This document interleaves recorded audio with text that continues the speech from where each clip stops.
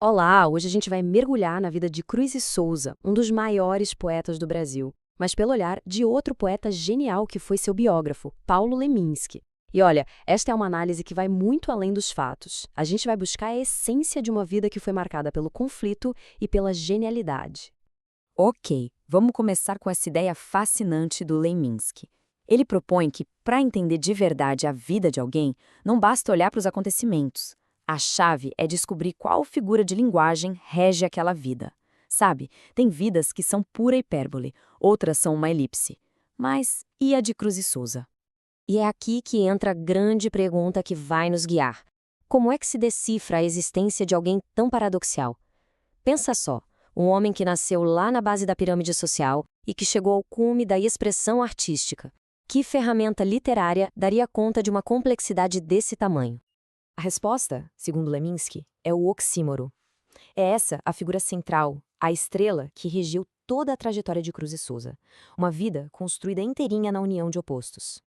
E só para todo mundo ficar na mesma página, o oxímoro é basicamente isso, uma contradição nos próprios termos.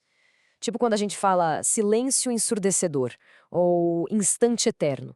É a figura da ironia, que diz uma coisa afirmando o seu contrário. E, nossa, isso descreve a vida do poeta de um jeito brilhante. Dá uma olhada nisso aqui. De um lado, a realidade social dele. Filho de pais escravizados, um homem de pele retinta. Do outro, sua identidade artística. Um mestre do simbolismo, um movimento poético europeu totalmente obcecado com a ideia de brancura, de pureza. Essa foi a contradição fundamental que ele viveu na pele e que ele conseguiu transformar em arte. Agora, vamos um pouco mais fundo, lá nas origens dele. Porque esse conflito todo, ele já estava presente desde o dia em que ele nasceu, de um jeito que é até difícil de acreditar. E aqui, a ironia do destino foi cruel. O pai escravo e o pai senhor, as duas figuras que representavam os polos opostos da sociedade brasileira, se chamavam pelo mesmo nome. A opressão e a origem biológica, tudo fundido numa única identidade verbal. E o Leminski identifica outra figura de linguagem para descrever essa situação, a antanáclase. É quando a mesma palavra é usada com dois significados radicalmente diferentes. Nesse caso, João da Cruz. O nome do pai já era, por si só, um campo de batalha de sentidos. E essas tensões não foram só um pano de fundo na biografia dele, elas se tornaram o próprio motor da sua criação. A contradição foi a matéria-prima com a qual ele forjou uma obra poética que é única. Bom, com um talento tão evidente, era de se esperar reconhecimento, certo? Mas o que Cruz e Souza encontrou foi a hostilidade brutal de uma sociedade que simplesmente não suportava a ideia de ver um gênio num corpo negro. E olha que a ascensão dele foi meteórica.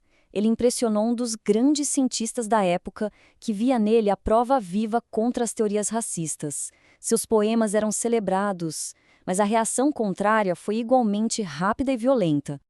A crítica da época nem se deu ao trabalho de analisar a poesia dele. O ataque era direto à sua identidade racial, com uma crueldade que só queria anular seu talento. Era, no fundo, o sistema reagindo à ousadia de um homem negro que dominava a linguagem dos senhores. Mas a história nunca é uma coisa só, né?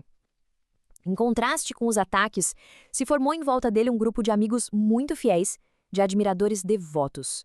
A admiração era tão profunda que um deles, o Nestor Vitor, literalmente o idolatrava, chegando a acender velas para o seu retrato. Olha aí mais um oxímoro, o poeta amaldiçoado e ao mesmo tempo venerado. Agora a gente entra na análise talvez mais provocadora de Leminski. Como Cruz e Souza usou a poesia para canalizar desejos socialmente proibidos e transformá-los numa rebelião artística. É aqui que a análise fica mais profunda. A poesia dele não era só sobre beleza ou dor, era também sobre um desejo visceral. Um desejo que para um homem negro naquela sociedade era o maior tabu de todos, o desejo pela mulher branca. E ele transformou essa proibição em expressão artística de alta voltagem. Essa citação do Leminski é muito poderosa e resume bem a ideia. O desejo sexual vira uma metáfora para um desejo social, político. É o oprimido querendo consumir, possuir, se misturar simbolicamente com o opressor, que é fantasiado como um corpo feminino. Isso muda completamente o jogo. No simbolismo europeu, o branco era uma abstração, um conceito filosófico. Mas nas mãos de Cruz e Souza, o branco se torna concreto, carnal. A página em branco de Mallarmé vira a pele da mulher branca, um espaço a ser preenchido pela tinta da sua negritude. É uma ressignificação genial e transgressora. E a poesia dele está cheia disso. Dá uma olhada nestes versos do poema Alda. A obsessão com a brancura é evidente. Alva do alvor, límpidas geleiras, candidez. É a expressão máxima desse desejo, transformado em imagens poéticas deslumbrantes. Pra gente ir finalizando, vamos falar do legado dele como mestre de um movimento que via a poesia não apenas como texto, mas fundamentalmente como música. O simbolismo foi uma reação ao racionalismo da época.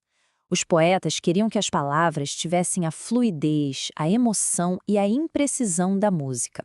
Eles queriam que o som importasse tanto quanto o significado, ou às vezes até mais.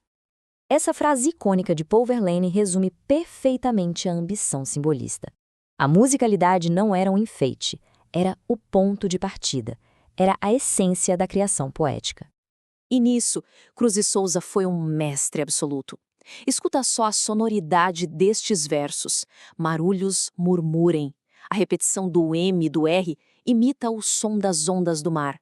A palavra não só descreve, ela soa como aquilo que descreve. É música em forma de poesia.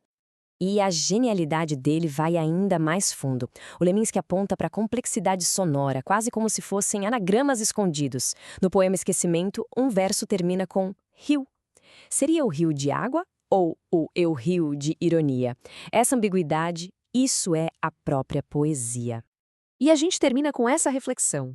A vida e a obra de Cruz e Souza nos mostram que talvez a grande arte não surja apesar dos conflitos, mas justamente por causa deles. O choque de opostos, a tensão insuportável, talvez essa seja exatamente a faísca que acende a genialidade.